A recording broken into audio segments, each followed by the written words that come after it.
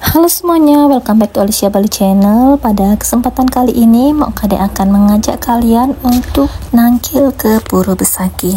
Nah, semeton gimana? Apakah kalian sudah tangkil ke Puro Besakih yang penyindemannya tanggal 14 April nanti?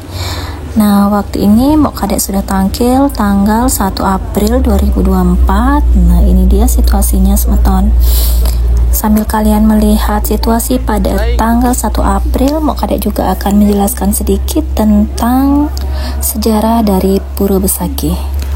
Puro Besakih terletak di Desa Besakih, Kecamatan Rendang, Kabupaten Karangasem, Provinsi Bali.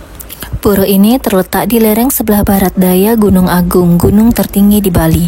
Letak Puro Besakih sengaja dipilih di desa yang dianggap suci karena letaknya yang tinggi, yang disebut Hulundang Basuki. Nama tersebut kemudian menjadi nama Desa Besakih.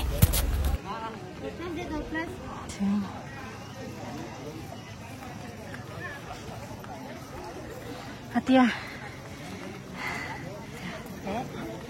tak boleh bilang capek. Semangat.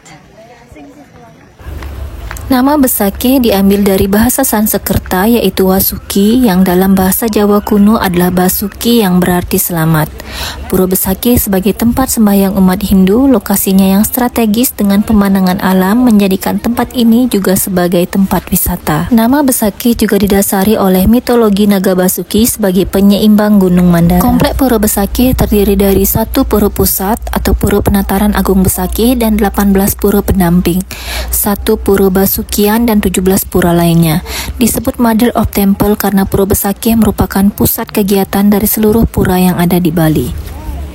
Dahulu kala Puro Besakih belum ada apa-apa, hanya terdapat kayu-kayuan serta hutan belantara di tempat itu. Demikian pula sebelum ada Segara Rupa atau Selat Bali. Pulau Bali dan Pulau Jawa dahulu masih menjadi satu dan belum dipisahkan oleh laut. Pulau itu panjang dan bernama Pulau Dawe. Di Jawa Timur, yaitu di Gunung Raung, sekarang dikenal dengan nama Gunung Raung, ada seorang yogi atau petapa yang bernama Resi Markandeya. Beliau adalah seorang Hindustan atau berasal dari India. Oleh para pengiring-pengiringnya disebut Betara Giri Rawang karena kesucian rohani, kecakapan dan kebijaksanaannya.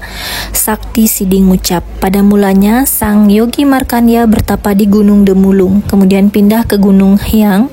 Konon Gunung Hyang itu adalah Dieng di Jawa Tengah yang berasal dari kata Dihyang. Sekian lamanya beliau bertapa di sana, mendapat titah dari Hyang Widiwasa agar beliau dan para pengikutnya merabas hutan di Pulau Dawe. Setelah selesai, agar tanah itu dibagi-bagikan kepada para pengikutnya. Sang yogi Markandeya melaksanakan titah itu dan segera berangkat ke arah timur bersama para pengiring-pengiringnya, kurang lebih sejumlah 8.000 orang.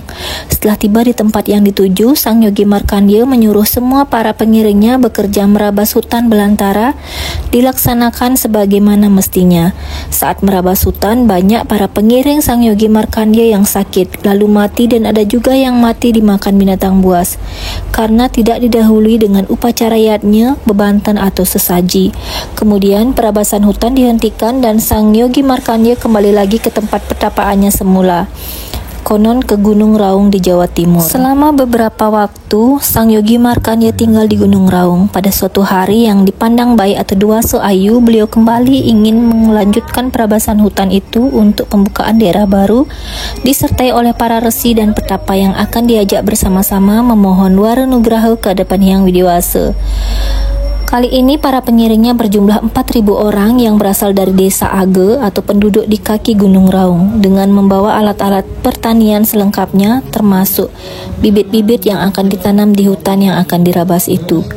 Setelah tiba di tempat yang dituju, sang yogi Markandeya segera melakukan tapa yoga semadi bersama-sama para yogi lainnya dan mempersembahkan upacara yatnya, yaitu dewa yatnya dan buta yatnya. Setelah upacara itu selesai, para pengikutnya disuruh bekerja melanjutkan perabasan hutan, menebang pohon-pohon dan mulai dari selatan ke utara. Karena dipandang sudah cukup banyak hutan yang dirabas, maka berkat Asung Waranugraha Hyang Widiwasa, sang yogi Markandeya memerintahkan agar perabasan hutan itu dihentikan dan beliau mulai mengadakan pembagian tanah kepada para pengikut-pengikutnya. Di tempat di mana dimulai perabasan hutan itu, Sang Yogi Markandeya menanam kendi atau payuk berisi air, juga pancedatu yaitu berupa logam emas, perak, tembaga, besi, perunggu yang disertai permata mirah adi, dan upakara atau bebanten.